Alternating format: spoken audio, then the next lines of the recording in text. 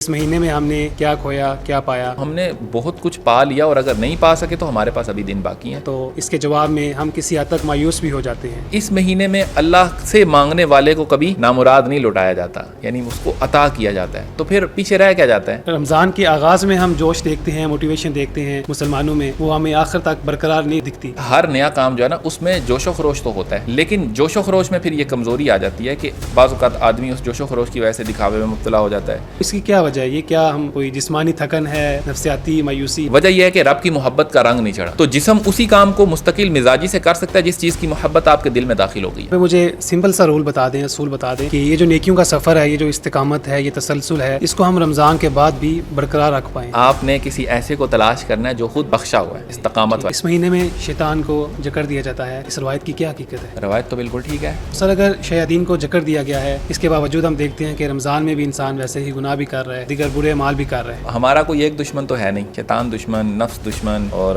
دنیا کی محبت جو ہے. زین للناس حب الشہوات من النساء والبن، قرآن پاک میں جتنے بھی یہ چیزیں ہیں، میں اناتے تلکن رستہ، یہ دیوے کون سنبھالا، دھکے دیون والے بوتے تو ہاتھ پکڑن والا ہے. اس ماہ میں بھی کوئی ایسا شخص ہے جو اللہ کی رحمت سے، اللہ کی نعمتوں سے محروم رہا، خیر و برکت سے محروم رہا؟ اس کی مغفرت فرمائے گا نا جو اس سے مغفرت مانگے گا. اگر مغفرت مانگی ہی نہیں تو پھر اس کی صفت غفور جو ہے وہ آپ کی طرف متوجہ ہی نہیں ہوئی. لیکن اگر آپ نے مانگ لی اور اس نے نہیں معاف کیا تو پھر وہ غفور نہیں ہے. بسم اللہ الرحمن الرحیم. ابتدا ہے رب ذوالجلال کے بابرکت نام سے کہ جس نے حرف کن سے اس کائنات رنگ و بو کو وجود بخشا.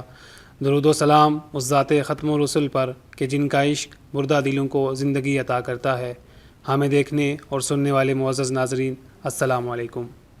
البرہانیہ اسٹوڈیو سے میں ہوں آپ کا میزبان محمد ذوالقرنین سرور. ناظرین، رمضان المبارک ایسا پر نور مہینہ ہے جو ہر سال رحمتوں اور برکتوں کے نزول کے ساتھ ہماری زندگی میں آتا ہے، ہمیں عبادات، توبہ اور اصلاح کا موقع دیتا ہے اور پھر خاموشی سے رخصت ہو جاتا ہے. جب یہ بابرکت مہینہ اپنے اختتام کو پہنچتا ہے تو ہر صاحب ایمان کے دل میں یہ سوال ضرور اٹھتا ہے کہ اس مہینے میں ہم نے کیا کھویا اور کیا پایا، اور یہی سوال آج کا ہمارا موضوع سخن بھی ہے. آج کی اس نشست میں ہم یہ جانیں گے کہ کیا ہمارا رمضان صرف عبادات تک محدود رہا یا اس نے ہمارے کردار اور ہمارے دل کو صاف کیا اور ہمیں زندگی میں مزید بہتر بنایا. ایسے بے شمار سوالات کے ساتھ ہم اپنے معزز مہمان کی طرف بڑھتے ہیں. ہمارے ساتھ موجود ہیں سلسلہ البرہانیہ پاکستان کے معروف مذہبی اسکالر سید زین طارق البرہانی شاہ صاحب. آئیے سلسلہ گفتگو شروع کرتے ہیں. السلام علیکم سر. وعلیکم السلام ورحمۃ اللہ. کیسے ہیں سر آپ؟ الحمدللہ، اللہ کا شکر. سر، جیسا کہ رمضان المبارک اپنے اختتام کے قریب ہے، تو جب یہ مہینہ اپنے آخری لمحات میں ہے، آخری دنوں میں ہے، تو جب ہم سنجیدگی کے ساتھ، سچائی کے ساتھ اپنے دل سے یہ سوال کرتے ہیں کہ اس مہینے میں ہم نے کیا کھویا کیا پایا، تو اس کے جواب میں ہم کسی حد تک مایوس بھی ہو جاتے ہیں. وجہ یہ ہے کہ بتقاضۂ بشریت ہم سے گناہ بھی سرزد ہوئے اور ہم نیکیوں پر ثابت قدم بھی رہنا پائے جیسے اس مہینے کا حق تھا. تو ایسے میں آپ یہ بتائیے کہ اس مہینے کے اختتام پر ایک مسلمان کو، ایک صاحب ایمان کو اپنی نیکیوں کو اور اپنی کوتاہیوں کو کس نظر سے دیکھنا چاہیے اور آئندہ کے لیے کیا لائحہ عمل تیار کرنا چاہیے؟ بسم اللہ الرحمن الرحیم. صلی اللہ علیہ سیدنا محمد وعلی آلہ وصحبہ اجمعین. دیکھیے، رمضان المبارک کا جو مہینہ ہے نا، اس کی سب سے بڑی خصوصیت یہ ہے کہ وہ آپ کو ایک ایسا ماحول فراہم کر دیتا ہے جس کے اندر آپ اپنا تزکیہ کر سکتے ہیں، محاسبہ کر سکتے ہیں، اور پھر اس کے اندر عبادات میں اللہ سبحانہ و تعالیٰ کی طرف سے آسانی فراہم ہوتی ہے. وہ آدمی جو کہ پورا سال شاید ممکن نہ ہو پائے اس کے لیے اس طرح عبادات بجا لانا، تو وہ جوش و خروش میں عبادات کرتا ہے، ایک ماحول بن جاتا ہے. پھر اس کے علاوہ اللہ سبحانہ و تعالیٰ نے جو فرمایا کہ جو جنت کے دروازے کھول دیے جاتے ہیں اور جہنم کے بند کر دیے جاتے ہیں اور شیاطین کو جکڑ دیا جاتا ہے. بے شک. اب یہ سارے معاملات اس مہینے میں انسان کے ساتھ ہوتے ہیں. اب جب اتنے زیادہ، اور پھر آپ نے وہ احادیث کے اندر جو حضور علیہ الصلوۃ والسلام نے فرمایا، میں ان کو اگر مکس کر کے آپ کو سنا دوں تو جو بے شمار فضائل ہیں جن میں ایک عمل کا اجر کئی گنا بڑھا کر دیا جاتا ہے، یعنی نفل کا جو اجر ہے وہ فرض کے برابر ہو جاتا ہے. اب ان تمام معاملات کے باوجود جب ایک روزہ دار روزے رکھ لیتا ہے نا، اور اب آپ جس طرح آپ کہہ رہے ہیں کہ آخری ایام چل رہے ہیں اور ہم نے روزے تو رکھے ہیں لیکن ہمیں یوں محسوس ہوتا ہے کہ روزوں کے اندر وہ چیز نہیں تھی جو حق ادا کرنا ہوتا ہے، تو آپ یقین مانیں جو ایک مومن ہوتا ہے اس کا عمل ایسا ہی ہوتا ہے. اللہ سبحانہ و تعالیٰ نے قرآن پاک میں ارشاد فرمایا، والذین ما اتوا قلوبہم واجلہ، کہ وہ لوگ، یہ مومنین کی صفات میں سے ہیں کہ وہ لوگ جو عمل بجا لاتے ہیں اس حال میں کہ اس کے بجا لانے کے بعد ان کے دلوں کے اندر ڈر ہوتا ہے. واجلہ کا معنی ہے کانپتے ہیں ان کے دل. صحیح. تو سیدہ عائشہ صدیقہ رضی اللہ تعالیٰ عنہا نے اس آیت کے بارے میں پوچھا یا رسول اللہ کیا یہ گناہگار لوگ ہیں جو برے اعمال کرتے ہیں تو پھر اس چیز سے ڈرتے ہیں؟ تو حضور نے ارشاد فرمایا نہیں ایسا نہیں ہے عائشہ. آپ نے ارشاد فرمایا کہ یہ وہ لوگ ہیں جو روزے رکھتے ہیں, نمازیں پڑھتے ہیں اور نیک اعمال میں کثرت کرتے ہیں اور اس کے بعد اس چیز سے ڈرتے ہیں کہ اللہ تعالیٰ ایسا نہ ہو کہ کہیں ہمارا عمل کسی ہماری کوتاہی کی وجہ سے غیر مقبول نہ ہو جائے. تو سب سے پہلی چیز ہے جن لوگوں نے اور روزے رکھے ہیں اور اللہ کی بارگاہ میں بجا لائے ہیں, حکم بجا لائے ہیں, تو وہ اس چیز کو ذہن میں رکھیں کہ کبھی بھی اپنے عمل پر فخر مت کیجیے گا. یہ فخر کی بات نہیں بلکہ یہ اللہ کی رحمت ہے کہ اس نے اپنی رحمت کے صدقے ہمیں توفیق دی اور ہم اعمال بجا لے. اور پھر بھی بشری تقاضا کے تحت اس میں غلطی کوتاہی ہوتی ہے. تو اس میں سب سے ضروری چیز ہے رمضان کے مہینے کو مغفرت کا مہینہ, رحمت کا مہینہ, آگ سے نجات کا مہینہ قرار دیا جاتا ہے. اس کے 3 اشرے ان میں یہ خاص فضائل ہیں. بے شک ایسے ہی. تو ہمیں یہ چاہیے کہ ہم مغفرت اللہ سے مانگ لیں جتنے ہم سے گناہ اور کوتاہیاں ہوئی ہیں, کیونکہ یہ ہے ہی مغفرت کا مہینہ. وہ روایات میں آتا ہے کہ اللہ سبحانہ و تعالیٰ ہر افطاری کے ٹائم بہت سارے لوگوں کو جہنم سے آزاد فرماتا ہے. ایک اس کی تعداد بھی ہے حدیث میں. اور پھر بالکل مہینے کے اینڈ میں جتنے اس نے آزاد کیے ہیں ان تمام کی مقدار سے بڑھ کر اللہ سبحانہ و تعالیٰ آزاد فرماتا ہے وہ لوگ جن پر جہنم تھی. تو اللہ سبحانہ و تعالیٰ نے سمجھے مغفرت کی سیل لگائی ہے اس سال میں اور اس مہینے میں. اور یہ بھی فرمان ہے کہ اس مہینے میں اللہ سے مانگنے والے کو کبھی نامراد نہیں لوٹایا جاتا, یعنی اس کو عطا کیا جاتا ہے. تو پھر پیچھے رہ کیا جاتا ہے؟ صرف یہ رہ جاتا ہے کہ اس آدمی نے مانگا ہی نہیں ہوگا تبھی نہیں دیا. ٹھیک ہے, تو اس لیے اس میں کوئی محروم نہیں رہ سکتا بجائے سوائے اس کے جس نے مانگا نہیں. تو ہمیں یہ چاہیے کہ ایک تو ہمارا یہ عمل ہونا چاہیے کہ آپ نے جس طرح کہا نا کہ اب ہم کیا دیکھیں ہم نے کیا کھویا کیا پایا. تو ہم نے بہت کچھ پا لیا اور اگر نہیں پا سکے تو ہمارے پاس ابھی دن باقی ہیں.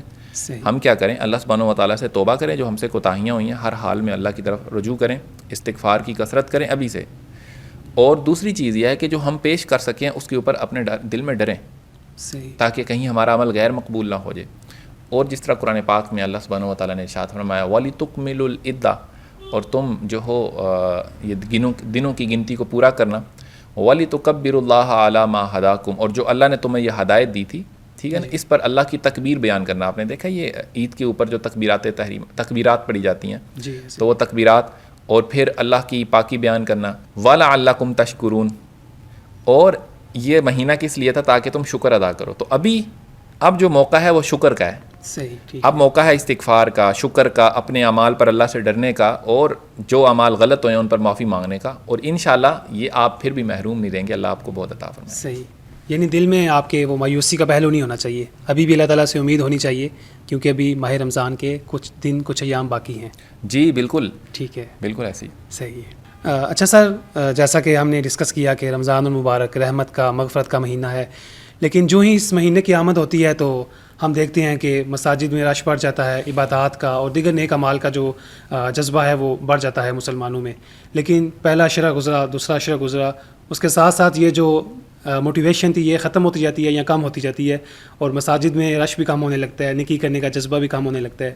تو اس کی کیا وجہ ہے؟ یہ کیا ہم کوئی جسمانی تھکن ہے, نفسیاتی مایوسی ہے, یا کیا وجہ ہے کہ وہ جو رمضان کے آغاز میں ہم جوش دیکھتے ہیں, موٹیویشن دیکھتے ہیں مسلمانوں میں, وہ ہمیں آخر تک برقرار نہیں دکھتی؟ تو اس کی کیا وجہ ہے اور اس کو ہم کیسے برقرار رکھ سکتے ہیں؟ دیکھیں نبی علیہ الصلوۃ والسلام کا فرمان ہے ہر عمل جو ہے اس کی ایک انسان میں جوش و خروش ہوتا ہے. ہر عمل کا انسان میں ابتداً, لیکن اس جوش و خروش میں پھر ایک کمزوری بھی ہوتی ہے, یہ بھی حدیث میں. صحیح. اور پھر حضور نے فرمایا اگر کوئی شخص جو ہے وہ میانہ روی اختیار کرے تو اس سے امید کی جا سکتی ہے, یعنی وہ بندہ جو ہے خیر پر ہے. لیکن اگر ایسا شخص جس کی طرف لوگ انگلیوں سے اشارہ کرنے لگ جائیں, یعنی وہ ایسا جوش و خروش دکھائے کہ لوگوں میں مشہور اور شہرت کے لیے کرنا شروع کرے, تو پھر وہ نفس کے فتنہ میں مبتلا ہو سکتا ہے. تو حضور نے فرمایا اس کو تم شمار نہ کرو, یعنی اس کے لیے فتنے کا دروازہ کھل گیا. تو جو پہلی بات ہے نا وہ سمجھ آتی ہے کہ ہر نیا کام جو ہے نا اس میں جوش و خروش تو ہوتا ہے. جی ایسا ہی ہے. لیکن جوش و خروش میں پھر یہ کمزوری آ جاتی ہے کہ بعض اوقات آدمی اس جوش و خروش کی وجہ سے دکھاوے میں مبتلا ہو جاتا ہے. تو اگر وہ اس میں میانہ روی کو نہ اختیار کرے, ٹھیک ہے, تو میانہ روی اور استقامت, ایک تو نا میانہ روی یعنی ایسا عمل کرنا جو کہ بہت زیادہ نہ ہو نہ بہت تھوڑا ہو, لیکن اتنا ہو کہ آپ کو اس پر استقامت بھی حاصل ہو جائے ان لانگ ٹرم.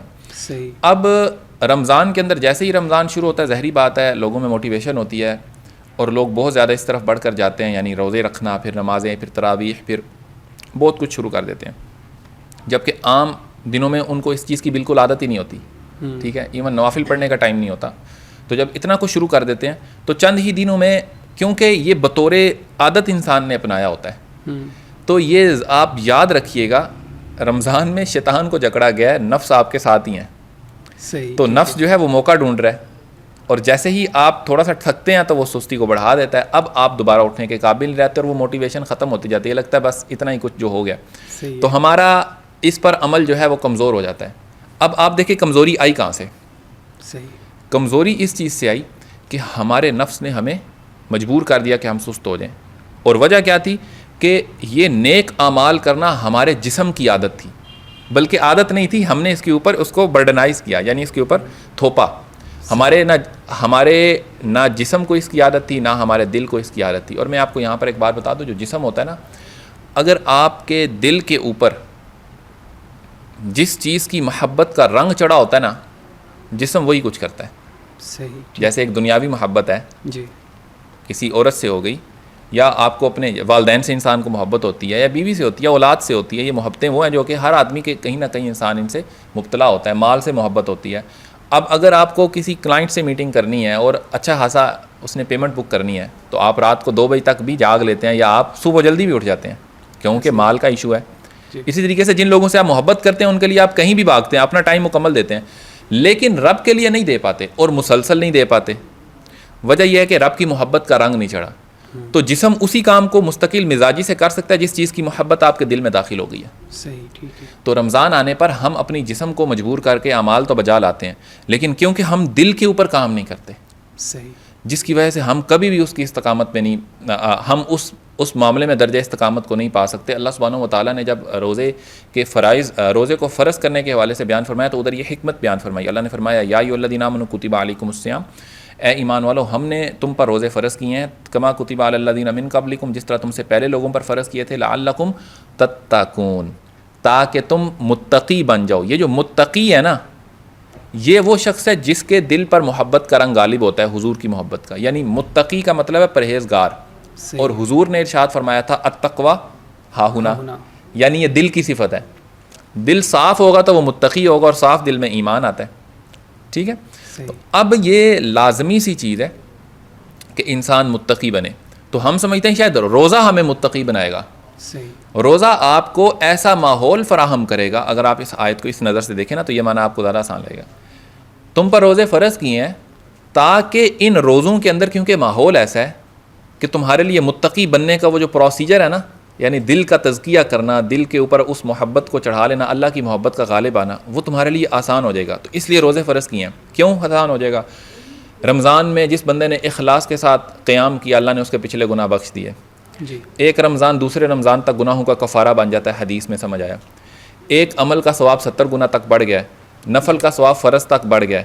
ایک آدمی کو ایک کھجور افطاری کرانے والے کو اس کے روزے کی جتنا اجر مل رہا ہے. آپ یو نیم اٹ. اللہ کو روزے دار کے منہ سے جو خوشبو آتی ہے وہ کستوری کی طرح محبوب ہے. تو روزے دار، اللہ فرما رہا ہے روزہ دار جو ہے اس نے یہ عمل میرے لیے کیا، میں اس کا اجر دوں گا. اس کے برابر کوئی اجر ہو نہیں سکتا. روزہ جو ہے وہ ڈھال بن جاتا ہے جہنم کی آگ سے. تو اللہ نے آپ کو، اور پھر میں نے جنت کے دروازے کھولے ہوئے ہیں، میں نے جہنم کے بند کیے ہوئے ہیں، میں نے شیطانوں کو جکڑا ہوا ہے. کیا کیا؟ میں نے تمہیں ایک ایسا ماحول بنا کر دے دیا کہ اب اس ماحول کے اندر آسان ہے عبادات. تم تقویٰ والا معاملہ جو ہے اس دورانیے میں تم اپنے دل کو تقویٰ کی صفت سے لبریز کر لو، محبت میں مبتلا ہو جاؤ، اور پھر یہ استقامت کے ساتھ جاری رکھو. لیکن ہم کیا کرتے ہیں؟ ہم صرف بھوکے پیاسے رہتے ہیں. اور حضور نے ارشاد فرمایا جو آدمی رمضان میں پا لینے کے باوجود بھی فعل بد کرنے سے نہ رکے، یا وہ قول الزور ہے نا، برا قول کہنے سے نہ رکا، یعنی اس نے رمضان کے روزے کی جو روح ہے نا اس کو نہیں پایا، تو کیا ہوا؟ تو اس کا بھوکا رہنا بالکل، جو اس کا روزہ جو ہے اللہ کے ہاں بھوکا رہنا اور پیاسا رہنے کی طرح ہی ہے. تو ہم صرف بھوکے اور پیاسے رہتے ہیں، ہم اس کی روح کو نہیں پاتے، جس کی وجہ سے کیا ہے، ہماری روح کی پرورش نہیں ہوتی، ہمارے دل کے اوپر وہ رنگ نہیں آتا، اور ہم جو ہے وہ متقی کی صفت سے بالکل آشنا نہیں ہو پاتے، اور ہم پھر مستقل مزاجی میں بھی نہیں آ پاتے. صحیح. ٹھیک ہے. تو ٹھیک ہے سر, یہاں پہ مجھے سمپل سا رول بتا دیں, اصول بتا دیں کہ یہ جو نیکیوں کا سفر ہے, یہ جو استقامت ہے, یہ تسلسل ہے, اس کو ہم رمضان کے بعد بھی برقرار رکھ پائیں. ایسا کون سا عمل کریں اور ایسی کون سی چیزیں اپنائیں رمضان میں کہ یہ جو تسلسل ہے یہ پورا سال قائم رہے؟ جی دیکھیں, رمضان تو آپ کو بطور گفٹ عطا ہوا ہے نا, جس میں ہر چیز کا اجر بڑھا دیا ہے. ہمیں دیکھنا پڑے گا وہ کون سا عمل ہے جس سے استقامت کا درجہ نصیب ہوتا ہے. آپ دراصل ڈائریکٹلی یہی پوچھ رہے ہیں کہ مجھے کوئی ایسی چیز بتا دیں کہ میں استقامت مجھے حاصل ہو جائے, اب میں رمضان گزرے بھی تو میں اس کام کو استقامت کے ساتھ کرتا رہوں. جی بالکل. دراصل آپ نے یہ پوچھا. اللہ سبحانہ و تعالیٰ نے ارشاد فرمایا, ان اللہ لا یغیر ما بقوم حتی یغیروا ما بانفسہم. اللہ اس قوم کی حالت نہیں بدلتا جب تک وہ اپنے نفسوں کو نہیں بدل لیتے. یعنی یہ آپ کو اپنے نفس پر کام کرنا پڑے گا. صحیح. نفس کو آپ کو بدلنا پڑے گا, یعنی اس کو ختم کرنا پڑے گا. اور نفس کو جب آپ کاٹیں گے تو پھر آپ اولیاء اللہ کی صفات سے متصف ہو جائیں گے جن میں استقامت ہوتی ہے. میں آپ کو سورۃ فاتحہ ڈائریکٹلی آپ کو اس کا جواب دیتی ہے. اہدنا الصراط المستقیم, یہی ہے استقامت کا رستہ. صراط الذین انعمت علیہم, ان لوگوں کا رستہ جن پر تو نے انعام کیا. اب آپ نے ایک عمل کرنا ہے. مثال کے طور پہ آپ نے نماز پڑھنی ہے اور آپ کو نماز پڑھنے نہیں آتی, تو آپ کیا ڈائریکٹ اللہ سبحانہ و تعالیٰ سے پوچھیں گے؟ ڈیفینیٹلی آپ دعا مانگیں گے, یا اللہ پاک مجھے اس کی ہدایت عطا فرما, تو کوئی مددگار ہی آئے گا نا. ایسے ہی بالکل. تو کسی عالم دین سے پوچھیں گے. جی. تو اللہ نے اس لیے جب مستقیم کی بات کی نا, استقامت کے راستے کی, تو اللہ نے ان لوگوں کے بارے میں بیان فرمایا جن پر انعام یافتہ, جو میرے انعام یافتگان ہیں, کیونکہ یہ لوگ مستقیم ہیں, یہ استقامت والے ہیں. تو اگر آپ نے استقامت سیکھنی ہے نا, جس طرح آپ نے شریعت کا مسئلہ سیکھنا ہے تو آپ کو عالم دین چاہیے, اس طرح استقامت سیکھنی ہے تو کوئی استقامت والا چاہیے. صحیح. جو آپ کو یہ, جس طرح نبی علیہ الصلوۃ والسلام نے اصحاب رسول کو استقامت کے درجے پر فائز فرمایا, یہ حضور نے ان کو فرمایا. ٹھیک ہے, ان کا تزکیہ کیا. تو پہلا کیا مت پتہ چلا, مجھے استقامت چاہیے, میں نے کسی استقامت والے کو ڈھونڈنا, یا میں سورۃ فاتحہ نے بتایا. ادھر ایک اور قرآن پاک میں ایک اور مقام پر جہاں شیطان کا مکالمہ ہوا تھا نا رب سے, تو اس نے بھی یہی کہا تھا, میں سب کو گمراہ کروں گا الا عبادک منہم المخلصین. یہ تیرے جو مخلصین بندے ہیں نا, انہی کے بارے میں بات ہوئی, یہی جن پر انعام ہوا ہے. صحیح.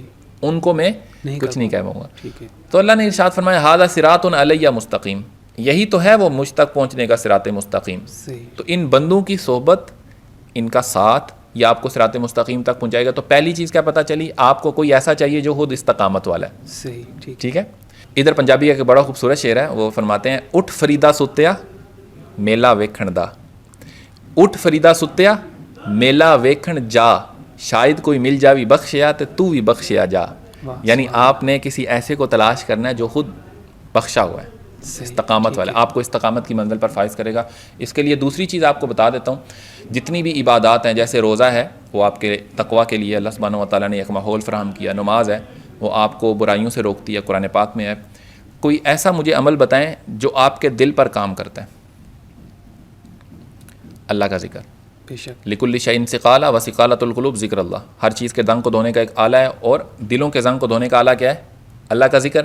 تو پہلے کیا بات ہوئی تھی, جس کا دل صاف ہو گیا تو اس میں تقویٰ کی دولت آتی ہے نا, اس میں محبت کی دولت آتی ہے. ٹھیک ہے. تو اسی لیے یہ نصاب ہے کہ جب آپ کے دل کو استقامت کی منزل پر پہنچانا ہو, جی, اس کو صاف کرنا ہو, تقویٰ والا بنانا ہو, اور اس میں ایمان ڈالنا ہو, یہ سارا کا سارا کام دل پر ہو رہا ہے, تو آپ کو ذکر اللہ دیا جاتا ہے. اسی لیے قرآن پاک سورہ اعلیٰ اللہ سبحانہ و تعالیٰ ارشاد فرماتا ہے, قد افلح من تزکا, اور اس عمل کو ہم تزکیہ کا عمل کہتے ہیں, جس سے روح پر پروان چڑھتی ہے. صحیح. ٹھیک ہے. تو اللہ نے وہ فلاح پا گیا جس نے اپنا تزکیہ کیا. وذکر اسم ربہ فصلی, اللہ کے نام کا ذکر کیا. ٹھیک ہے. فصلی, اور درود پڑھا. اس کا معنی نماز بھی کیا گیا, لیکن درود بھی معنی ہو سکتا ہے. سو ہمیں یہ نصاب مل گیا, ذکر اللہ اور ذکر حبیب اللہ جو ہے نا وہ آپ کے دل کو بدلتے ہیں. ذکر سے آپ کے دل کا زنگ دور ہوا, اور آپ کو ذکر دے گا کون, کیسے کرنا ہے, کتنی مقدار میں کرنا ہے, کیسے, وہ آپ کو استقامت والے لوگ بتائیں گے, کیونکہ یہ خود آپ کو اس رستے تک پہنچا کر آتے ہیں, اس منزل تک. صحیح. ٹھیک ہے. تو یہ ہے آپ کے دل کو متقی اور تقویٰ کی صفت سے لبریز کرنے کا, متصف کرنے کا ایک ذریعہ. صحیح ہے. تو آپ نے کیا کرنا ہے, رمضان آتا ہے تو سب سے پہلے آپ نے اپنے شیخ کے بتائے ہوئے اورات پر سختی سے کاربند ہونا ہے, تاکہ آپ کا یہ استقامت والا عمل شروع ہو سکے, مستقیم تک آپ پہنچ سکیں.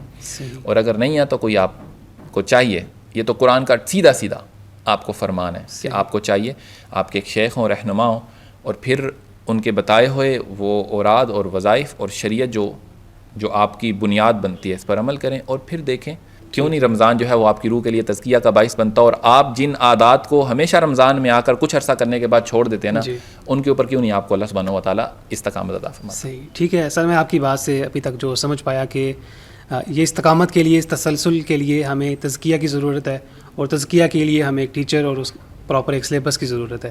تو سر ابھی آپ نے ڈسکشن میں ذکر کیا کہ رمضان میں جو اعمال ہیں ان کا جو ثواب ہے وہ 70 گنا تک بڑھا دیا جاتا ہے، تو یہ تو نیکیوں کے لیے ہے، لیکن اگر کوئی انسان اس ماہ میں گناہ کر رہا ہے، کوئی عمل بد کر رہا ہے، تو کیا اس کو اس گناہ کا بھی اسی طرح دگنا چگنا اس کا اجر ملے گا؟ دیکھیں نیکیوں کے بارے میں نبی علیہ الصلوۃ والسلام نے تو فرمایا ملے گی، صحیح ہے، لیکن میری نظر سے گناہ کے حوالے سے نہیں ہے کہ گناہ کو بھی بڑھایا جائے گا، صحیح ہے، لیکن یہ ضرور ہے حضور نے فرمایا کہ اس مہینے میں اگر کوئی محروم رہ گیا تو وہ واقعی محروم ہے، ٹھیک ہے، تو اور اس کی وجہ بھی ہے نا، دیکھیں کتنے زیادہ مواقع ہیں، مثال کے طور پہ 30 دنوں کا یا 29 دنوں یا 30 دنوں کا جو مہینہ ہے اس میں کتنا زیادہ وقت ہے۔ اب ایک آدمی نے ایک مرتبہ بھی دل سے کہہ دیا یا اللہ مجھے معاف کر دے، تو کیا خیال ہے اللہ معاف نہیں کرے گا؟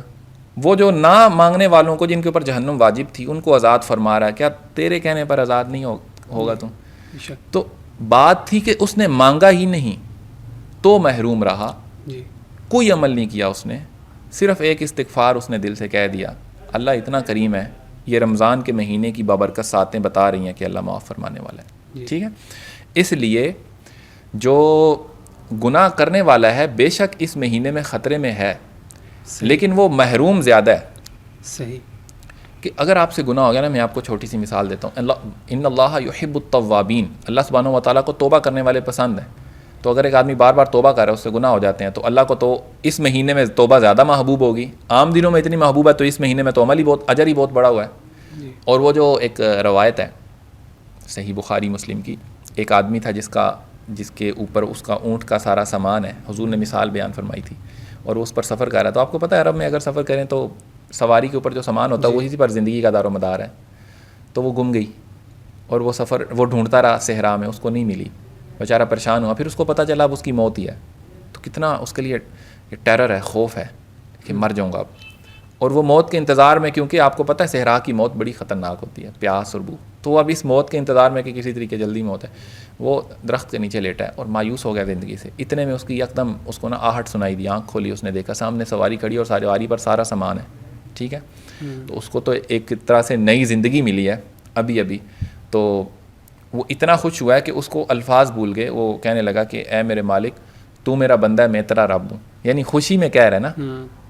تو حضور نے فرمایا کہ اس شخص نے جس نے خوشی میں جملے بھی الٹے کر دی، اس کو کتنی خوشی ہوئی ہے؟ تو اصحاب رسول نے کہا یا رسول اللہ واقعی بہت خوشی ہوئی ہے، تو آپ نے ارشاد فرمایا اللہ کو اپنے بندے کی توبہ سے اس سے زیادہ خوشی ہوتی ہے۔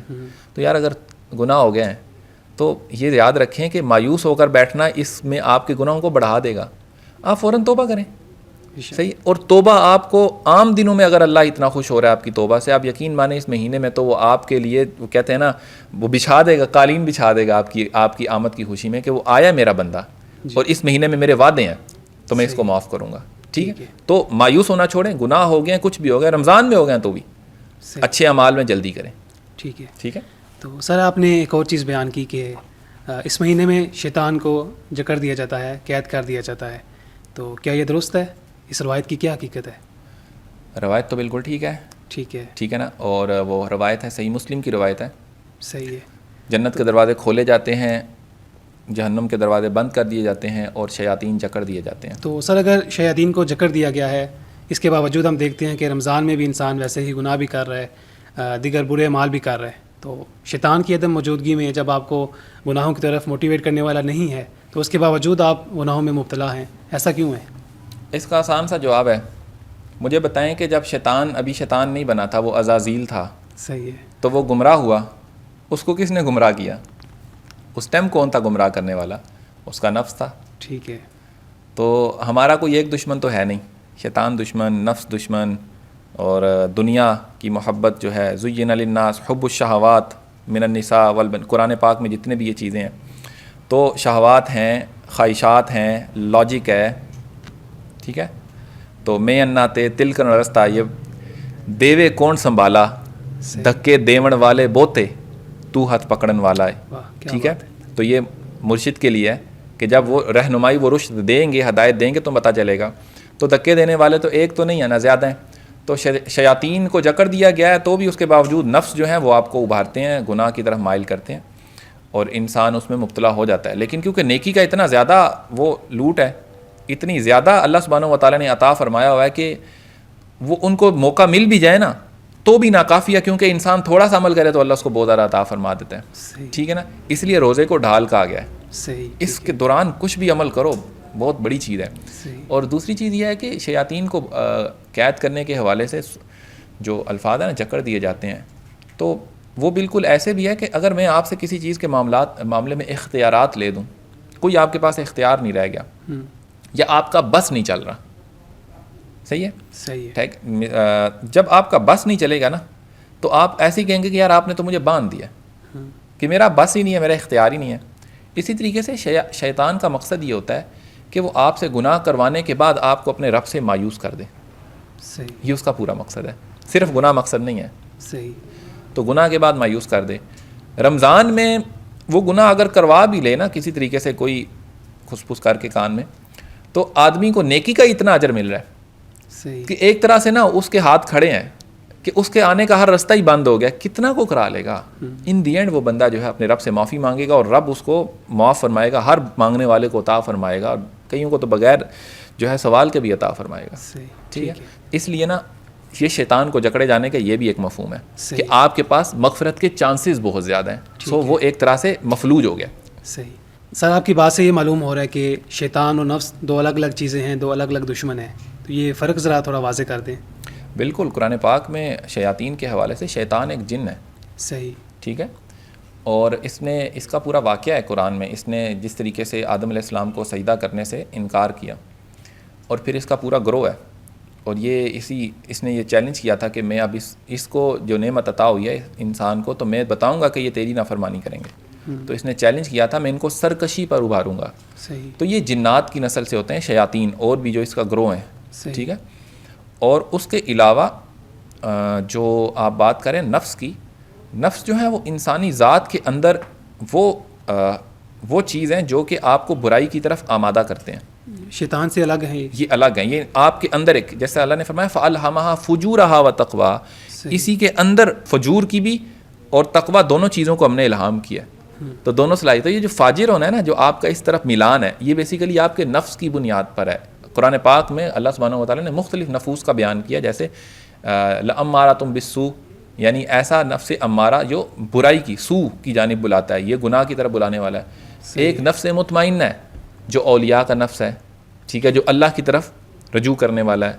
تو یا ایتھا النفس المطمئنہ ارجعی الی ربک، اپنے رب کی جانب لوٹ آئے. تو مختلف نفوس ہیں. تو نفس ایک علیحدہ سے جو آپ کے اندر موجود ہے. صحیح. اور شیطان وہ ایک جن کی قسم کی ایک مخلوق ہے جو آپ کو گمراہ کرنے کے لیے علیحدہ سے ایک دشمنی پر اتری ہوئی ہے. صحیح. ٹھیک ہے، ہمارے نفس کو وہ ٹرین کر رہا ہوتا ہے ہمیں. ٹھیک ہے، نفس بھی ہمیں گمراہ کر رہا ہے اور شیطان بھی ہمیں گمراہ کر رہا ہے. تو وہ ان تمام چیزوں کو یہ مل کر سر انجام دے رہے ہیں. صحیح. تو سر میرا اگلا سوال ہے کہ جیسا کہ ہم ڈسکس کر رہے ہیں کہ رمضان رحمتوں کا، برکتوں کا، مغفرت کا مہینہ ہے. ٹھیک ہے، ہر انسان کے پاس موقع ہوتا ہے کہ وہ اللہ کی رحمت سے فیض یاب ہو جائے. تو یہاں پہ سوال یہ پیدا ہوتا ہے کہ اس ماہ میں بھی کوئی ایسا شخص ہے جو اللہ کی رحمت سے، اللہ کی نعمتوں سے محروم رہا، خیر و برکت سے محروم رہا. ایسے کون سے اعمال ہیں یا کون سے لوگ ہیں جو اس ماہ میں بھی محروم رہ گئے؟ جی، سب سے بنیادی چیز یہ ہے کہ محروم وہی رہا ہے جس نے مانگا نہیں ہے. صحیح. اگر سمپل وے میں آپ کو بتاؤں، کیونکہ مانگنے والے کو تو اللہ نے محروم نہیں کیا. جی. اور دیکھیں، اگر اللہ سبحانہ و تعالیٰ نے ارشاد فرمایا وہ غفور ہے، غفور کا مطلب ہے مغفرت کرنے والا، لیکن یہ اس کی مغفرت فرمائے گا نا جو اس سے مغفرت مانگے گا. جی. اگر مغفرت مانگی ہی نہیں تو پھر اس کی صفت غفور جو ہے وہ آپ کی طرف متوجہ ہی نہیں ہوئی. لیکن اگر آپ نے مانگ لی اور اس نے نہیں معاف کیا تو پھر وہ غفور نہیں ہے. جی. تو یہ اس طرح اس کے اوپر حرف آئے گا.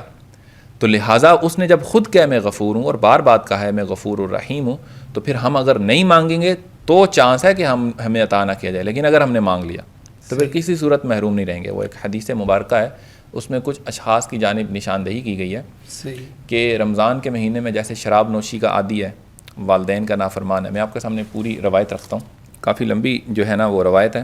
اس کے الفاظ ہیں، شعب الایمان کی روایت ہے.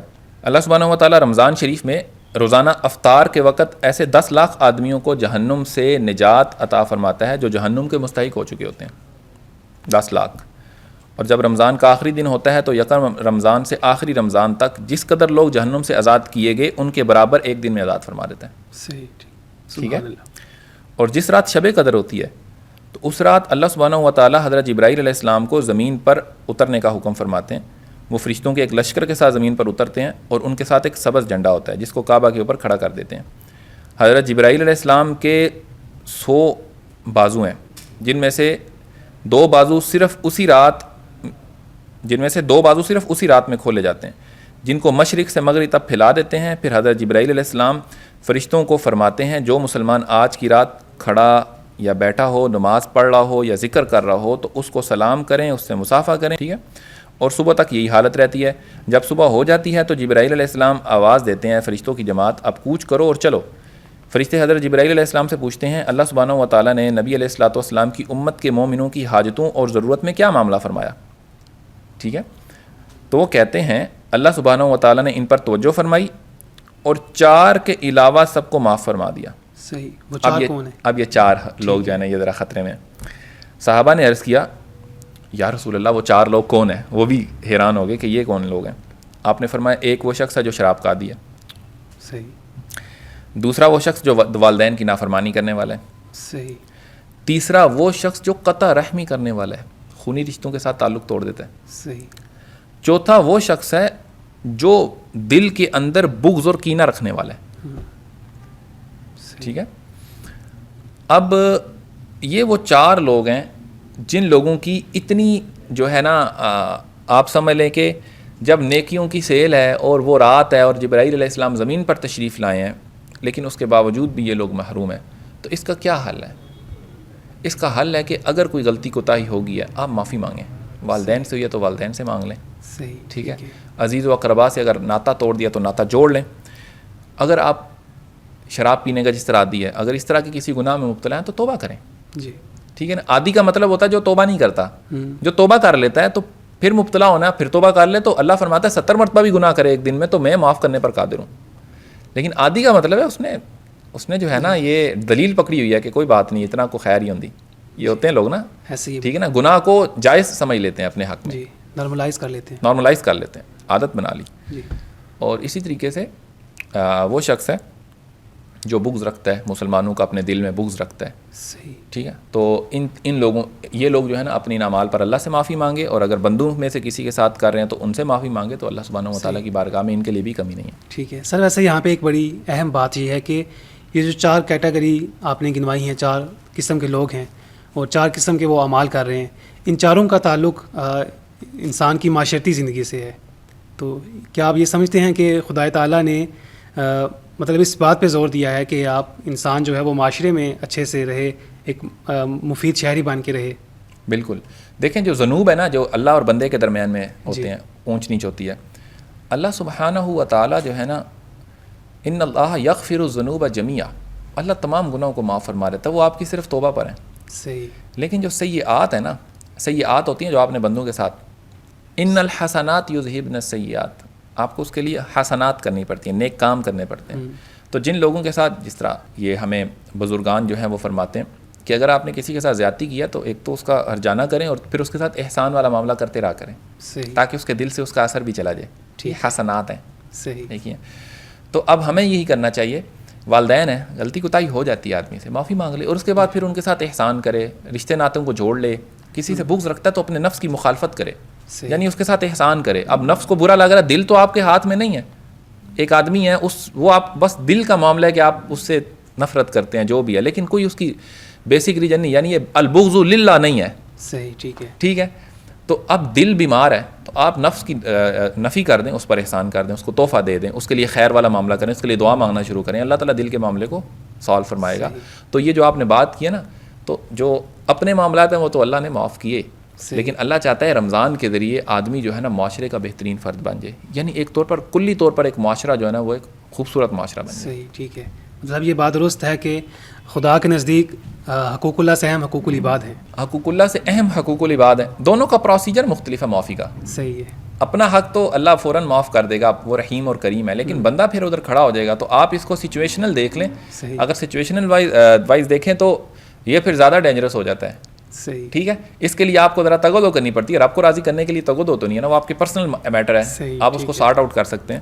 صحیح. تو اس لیے رب کے سامنے یہ ہے کہ آپ نے معاملات سارٹ آؤٹ کر کے جانے ہیں. صحیح. معافی مانگ لیں، اور جن لوگوں کے ساتھ اونچ نیچ ہوئی ہے ان کے ساتھ آپ لوگ اس دنیا میں ہی معاملات سیٹل ڈاؤن کر لیں تو اوکے. تو ٹھیک ہے سر، ہم ابھی یہ ہے کہ ہم رمضان المبارک کے بالکل اختتام تک پہنچ چکے ہیں. ہم ان طاق راتوں میں داخل ہو چکے ہیں جو مغفرت کا، رحمت کا ایک سنہری موقع ہیں. تو ایسے میں ایک مسلمان کو اپنے دل کا، اپنے پورے ماہ کا کیسے جائزہ لینا چاہیے؟ کیا اس کو اطمینان رکھنا چاہیے اپنے نیک اعمال پہ، یا اس کو کہیں نہ کہیں تشویش اور فکر بھی لاحق رہنی چاہیے؟ پہلے سوال کے اندر آپ کے سامنے عرض کیا جی کہ جو مومن ہوتا ہے نا، وہ عمل کرنے کے بعد اس کے بارے میں اس خوف میں مبتلا ہوتا ہے کہ کہیں اللہ ایسا نہ ہو کہ اس کے عمل کو رد نہ فرما دے. جی ٹھیک ہے، تو وہ معاملہ تو یعنی خوف اور رجا کی کیفیت ایک مومن کے ساتھ ہوتی ہے. صحیح. ٹھیک وہ ہے. اسی خوف میں ہوتا ہے کہ اللہ سبحانہ و تعالیٰ کہیں مجھ سے نظریں نہ پھیر لے یا مجھ سے ناراض نہ ہو جائے، اور رجا اس امید میں ہوتا ہے کہ میں یہ اعمال کروں گا تو اللہ مجھے اپنا قرب عطا فرمائے. تو اللہ سے ہمیشہ خوف و رجا کی کیفیت میں مومن ہوتا ہے. تو اعمال کے معاملے میں بھی، اور یہ دیکھیں، یاد رکھیں، حضور علیہ الصلوۃ والسلام نے فرمایا قیامت کے دن کوئی شخص اپنے اعمال کے بلبوتے جنت میں نہیں جائے گا. عرض کہ یا رسول اللہ آپ؟ حضور نے فرمایا میں بھی نہیں. عرض کہ یا رسول اللہ پھر کیسے جائیں گے؟ آپ نے فرمایا اللہ کی رحمت کے صدقے. تو رحمت پر نظر رکھے، اعمال پر بھروسہ نہ کرے، بلکہ اعمال اس لیے بجا لا رہے ہیں کہ اللہ نے حکم دیا ہوا ہے. صحیح. ٹھیک ہے نا، اس میں ہمیشہ ڈرتا رہے کہ اللہ قبول فرمائے. ٹھیک ہے. تو یہ معاملہ اس کا ہونا چاہیے. صحیح. ٹھیک ہے سر، رمضان المبارک کا اختتام ہو گیا، اور ایک شخص ایسا ہے کہ جس نے اپنا سارا مہینہ ضائع کر دیا لغو کاموں میں، گناہوں میں، اور ابھی وہ آپ کی پوڈ کاسٹ سن رہے، تو آپ اس کو کیا پیغام دینا چاہیں گے؟ 1-2 دن رمضان کے باقی ہیں. جی، رمضان کے باقی ہیں. میں تو اس کو بولوں گا ابھی تمہاری زندگی کے دن باقی ہیں. صحیح. کہتے ہیں نا ہلے سا وینے کھلے راہ وینے. مرنے موت کا جو ہے نا، جب تک سورج وہ غروب ہو جائے گا نا مغرب میں، جی نہیں، جب تک اس کا سانس باقی ہے نا، اس وقت تک اس کی توبہ قبول ہے. صحیح. اور آپ شب قدر کو کہتے ہیں نا قدر والی رات. جی. تو اگر کسی آدمی کو اپنی کسی زندگی کی کسی رات کی بھی قدر معلوم ہو جائے نا، تو وہ اس کے لیے شب قدر بن جائے گی. واہ کیا بات. یاد رکھیے گا. تو یا تو اس قدر والی رات میں لوٹ آؤ، یا کسی رات کو شب قدر بنا لو، اس کی قدر کر لو. اب کرنا کیا ہے، بندہ مومن کا ہر جو لمحہ ہوتا ہے نا، وہ اس کے لیے فائدہ مند ہوتا ہے جو اس کو دنیا کی زندگی میں ملا ہے. صرف یار توبہ کرنی ہے. اور میں نے آپ کو وہ پروسیجر بتایا استقامت کے رستے کا. نہیں توبہ ہوتی نا، تو کسی ایسے کے پاس چلے جاؤ جو توبہ والے ہیں. وہ جو بخاری شریف کی روایت ہے، 100 قتل کرنے والا چل پڑا تھا نیکوکاروں کی جانب، تو اللہ سبحانہ و تعالیٰ نے اس قاتل کے تمام گناہ بھی معاف کیے اور اس کو جنت میں بھیج دیا. رحمت کے فرشتے لے گئے. جی بالکل. کہ وہ ابھی چلا ہے، ابھی اس نے توبہ نہیں کی، وہ چل پڑا تھا اس رستے میں. تو آپ بھی اگر کوئی بھائی اس وقت بھی سن رہا ہے اور اس کو یہ لگتا ہے کہ یار میرے گناہ زیادہ تھے، میں رمضان کا حق ادا نہیں کر پایا، اب دن تھوڑے رہ گئے، تو یقین مانیں یہ احساس کا ہونا بھی اس کے لیے بہت بڑی بات ہے. گناہوں پر ندامت بھی اللہ کہتا ہے توبہ ہے. اتنا وہ کریم ہے. تو ہمیں یہ چاہیے کہ ہم جتنا ہمارے پاس وقت باقی بچا ہے، توبوا الی اللہ جمیعا، سب کے سب لوٹ کر اللہ کی طرف، اللہ کی جانب توبہ کر لو. توبہ کرنا کوئی مشکل کام ہے؟ دیکھیں اللہ سبحانہ و تعالیٰ سے یہ عرض کرنا سچے دل سے، یا اللہ پاک میں غلط کر رہا تھا، مجھے معلوم ہے، اپنے گناہ پر ندامت اور یہ اقرار کرنا کہ میں جو کر رہا تھا غلط تھا. اللہ پاک میں تیری طرف لوٹنا چاہتا ہوں، مجھے میرے گناہوں کی معافی عطا فرما. اتنے میں آپ کی مغفرت ہو جائے گی، آپ نے سچے دل سے کہا. اور پھر سب سے بنیادی چیز جو آپ کی قبولیت کا آپ کو شورٹی دیتی ہے وہ حضور کا وسیلہ ہے. وَلَوْ أَنَّهُمْ إِذْ ظَلَمُوا أَنفُسَهُمْ جَاءُوكَ، یا رسول اللہ جانوں پر یہ اپنی ظلم کرتے ہیں تو پہلے آپ کے پاس آئیں. یہ قرآن کا حکم ہے. تو پیش کریں یا اللہ پاک تجھے تیرے پیارے حبیب کا وسیلہ. پھر حضور سے عرض کریں یا رسول اللہ غلطی ہو گئی ہے، اللہ کی بارگاہ میں شفاعت کیجیے. اور پھر اللہ سے عرض کریں اللہ پاک اپنے حبیب کی شفاعت کے صدقے میرے گناہوں کو معاف فرما. انشاءاللہ لَوَجَدُوا اللَّهَ تَوَّابًا رَحِيمًا، اللہ کو تواب اور رحیم دونوں پائیں گے. ٹھیک ہے. اور یہ ہے مغفرت. توبہ جو ہوتی ہے نا، توبہ اس میں لوٹ کر آپ اللہ کی جانب چلنا شروع کر دیتے ہیں. راجعون، صحیح، انا للہ، ہم اللہ کے لیے ہیں، و انا الیہ راجعون، اور ہم اس کی جانب لوٹ رہے ہیں. تو جب آپ توبہ کرتے ہیں نا تو اس کی تکمیل کیسے ہوتی ہے؟ وہ اس طریقے سے ہوتی ہے کہ آپ اللہ کی جانب سفر سٹارٹ کریں. اور وہ وہی بات ہے جو میں نے آپ کو کی تھی، استقامت والوں کے ساتھ ملیں تو یہ آپ کی کمپلیٹ توبہ ہے. لیکن اگر آپ ابھی کسی کامل کو نہیں ڈھونڈ پائے ہیں تو آپ یقین مانیں آپ استغفار بھی کر رہے ہیں نا، تو کم از کم گناہ تو معاف ہو رہے ہیں، اس میں کوئی شک نہیں. ٹھیک ہے. ٹھیک ہے سر، بہت اچھے انداز میں آپ نے بہت امید افزا باتیں کی ہیں ایسے لوگوں کے لیے جو رمضان سے کما حق فائدہ نہیں اٹھا پائے. اور ابھی رمضان مکمل ہو گیا، چاند رات آتی ہے، تو ہم دیکھتے ہیں کہ معاشرے میں، سوسائٹی میں چاند رات کو ایک خوشی اور عیاشی کی رات سمجھا جاتا ہے. لوگ اپنا ٹائم جو ہے بازاروں میں اسپینڈ کر رہے ہیں، ہلڑ بازی کر رہے ہیں، شاپنگ کر رہے ہیں. تو آپ کے نزدیک چاند رات کی کیا حیثیت ہے؟ چاند رات کو کیسا ہونا چاہیے، اور یہ جو خوشی یا عیاشی کا جو پہلو ہے اس کو ہونا چاہیے یا نہیں ہونا چاہیے؟ دیکھیں، چاند رات کو جو حدیث مبارکہ میں لیلۃ الجائزہ کہا گیا ہے، یعنی انعام کی رات، اس رات وہ آپ کو انعام دیا جاتا ہے. تو اس رات میں قیام کرنے والے کو حضور کا اس کے بارے میں فرمان ہے کہ جو اس رات قیام کرتا ہے تو اس کا دل جو ہے نا وہ کبھی مردہ نہیں ہوتا. صحیح ہے، یعنی مردہ دلی سے بچنے کے لیے لازمی ہے کہ اس رات آپ قیام کریں. اور اس کے حوالے سے ایک بڑی لمبی حدیث ہے، وہ میں آپ کے سامنے پڑھ کر رکھتا ہوں، یہ میں لے کر آیا ہوں، تو دیکھیں پھر اس میں کتنی حکمتیں ہیں. نبی علیہ الصلوۃ والسلام نے فرمایا جب عید الفطر کی رات ہوتی ہے تو اس رات کا نام آسمانوں پر لیلۃ الجائزہ ہے، یعنی رات انعام والی رات رکھا جاتا ہے. اور جب عید کی صبح ہوتی ہے تو اللہ سبحانہ و تعالیٰ فرشتوں کو تمام شہروں میں بھیج دیتے ہیں اور زمین پر اتر کر تمام گلیوں اور راستوں کے سروں پر کھڑے ہو جاتے ہیں اور ایسی آواز سے پکارتے ہیں کہ اے نبی علیہ الصلوۃ والسلام کی امت، اس کریم رب کے درگاہ کی طرف چلو جو بہت زیادہ عطا فرمانے والا ہے اور بڑے سے بڑے قصور کو معاف فرمانے والا ہے. پھر جب لوگ عیدگاہ کی طرف نکلتے ہیں تو اللہ سبحانہ و تعالیٰ فرشتوں سے دریافت فرماتا ہے کیا بدلہ ہے اس مزدور کا جس نے اپنا کام پورا کر لیا. تو وہ عرض کرتے ہیں معبود، اس کا بدلہ یہی ہے کہ اس کی مزدوری اس کو پوری دے دی جائے. تو اللہ سبحانہ و تعالیٰ فرماتا ہے اے میرے فرشتوں، میں تمہیں گواہ بناتا ہوں، میں نے ان کو رمضان کے روزوں اور تراویح کے بدلہ میں اپنی رضا اور مغفرت عطا کر دی. اور بندوں سے ارشاد فرماتا ہے اے میرے بندو، مجھ سے مانگو، میری عزت کی قسم، میرے جلال کی قسم، آج کے دن اپنے اس اجتماع میں مجھ سے اپنی آخرت کے بارے میں جو سوال کرو گے پورا کروں گا، دنیا کے بارے میں جو سوال کرو گے میں اس کو بھی پورا کروں گا، اور میری عزت کی قسم جب تک تم میرا خیال رکھو گے میں تمہاری لغزشوں پر پردے ڈالوں گا، اور میری عزت کی قسم، میرے جلال کی قسم، میں تمہیں مجرموں کے سامنے ذلیل و رسوا نہیں کروں گا. بس اب بخشائے اپنے گھروں کی طرف لوٹ جاؤ، تم نے مجھے راضی کر دیا اور میں تم سے راضی ہو گیا. بس فرشتے اس اجر و ثواب کو دیکھ کر جو اس امت کو عید الفطر کے دن ملتا ہے خوشیاں مناتے ہیں اور کھل جاتے ہیں. یہ شعب الایمان ترغیب و ترغیب کی روایت ہے. صحیح. اب آپ یہ دیکھیں کہ اس میں جو پہلے پورشن میں نبی علیہ الصلوۃ والسلام نے لیلۃ الجائزہ کا فرمایا کہ اس رات جو ہے اللہ سبحانہ و تعالیٰ کی طرف سے اس کو انعام والی رات قرار دیا گیا ہے، یعنی پورے مہینے کی رات کا جو اجر اور انعام ہے وہ اس رات ہوتا ہے. تو اس رات سب سے بنیادی چیز یہ ہے کہ آپ نا اللہ سبحانہ و تعالیٰ سے ایک تو شکر ادا کریں، رمضان مکمل ہوا ہے، اس نے جو نعمت عطا کی اور جو انعام مل رہا ہے، اور دوسرا ہے کہ کوشش کریں اذکار کریں، نوافل ادا کریں، ذکر کرنا شکر کرنا بیسیکلی. فاذکرونی اذکرکم واشکروا لی ولا تکفرون، میرا ذکر کرو اور میرا انکار نہ کرو، ٹھیک ہے، واشکروا لی ولا تکفرون، میرا شکر ادا کرو، میرا انکار نہ کرو.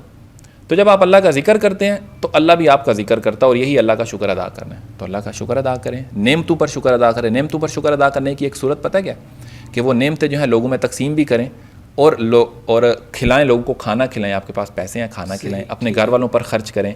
یہ بھی ہوتا ہے کہ اللہ کی دی ہوئی نعمت پر شکر ہے. تو جو کچھ آپ کے پاس نعمتیں ہیں وہ کھلائیں اور خوش ہوں اس رات کہ آج رات انعام کی رات ہے. اور جہاں تک تعلق ہے، آپ جس طرح کہہ رہے ہیں باہر روڈز پر نکلنا، اور ہم لوگوں نے اس تہوار کو شاید وہ تہوار سمجھ لیا جس طرح غیر مسلموں کے تہوار ہوتے ہیں نا، تو اس پر خوشی منانے میں کوئی حرج نہیں ہے. صحیح. جیسے کہ مثال کے طور پر آپ باہر نکلیں، آپ بازار جاتے ہیں، آپ کھانا پینا کرتے ہیں، گھر والوں کے لیے چیزیں لے کر آتے ہیں، آؤٹنگ پر جاتے ہیں، ڈزنٹ میٹر، یہ بھی خوشی منانے کا ایک طریقہ کار ہوتا ہے. ٹھیک ہے، گھر میں خوش ہوتے ہیں لوگ، مہندی لگاتے ہیں. تو جہاں پر یہ خوشی منانا نا، اس کے اوپر کوئی روک ٹوک نہیں ہے. خوشی کہاں مسئلہ کرتی ہے؟ جہاں پر آپ شریعت کی حدود کو پھلانگ دیتے ہیں. صحیح. ٹھیک ہے. ٹھیک ہے، بد نظری، برائی، وہ پھر وہی چیزیں.